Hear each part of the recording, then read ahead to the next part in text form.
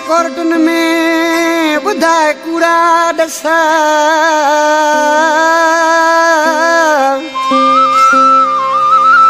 ओ net करे वेठा वञी बस जानी राहिब मरी चए वो जेल थानन मां छुटी वयासीं कोर्ट मां भी खटी आयासीं याद मिर्जत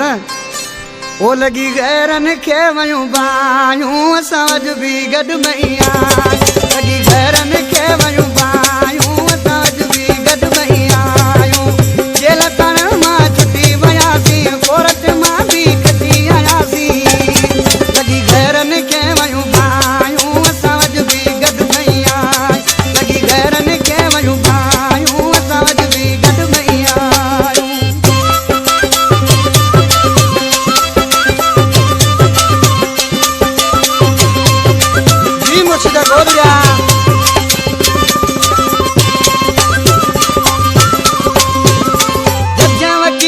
सब मुझी ता फैसलो एड़ो आए कयूं छा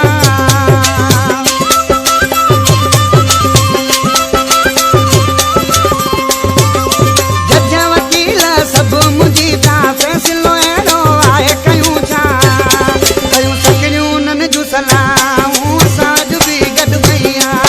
कयूं सकरियूं नन जूं सलाहूं असां अॼु बि गॾु भईया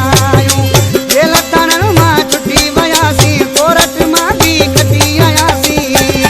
लगी गैरन खे वयूं बायूं असां अॼु बि गॾु भईया लगी गैरन खे वयूं बायूं असां अॼु बि गॾु भईया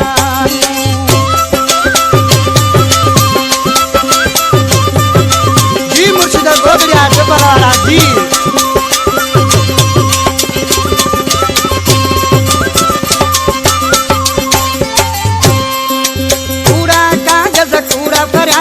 दुश्मन सारा दूर वया थी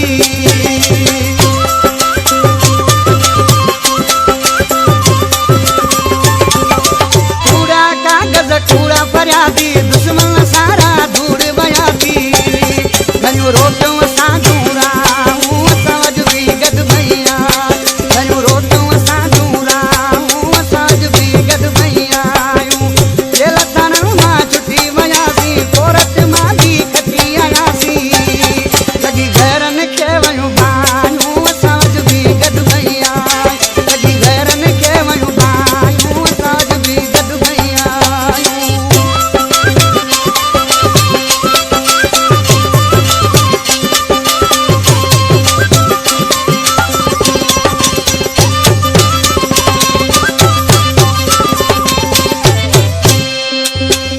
साजन जानी आज कृषि नाले मिसरा में चयो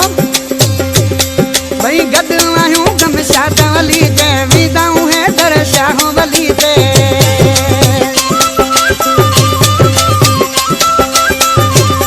भई गॾु आहियूं गम शाद वली ते विदाऊं है दर शाह वली ते आने दिल के दुआ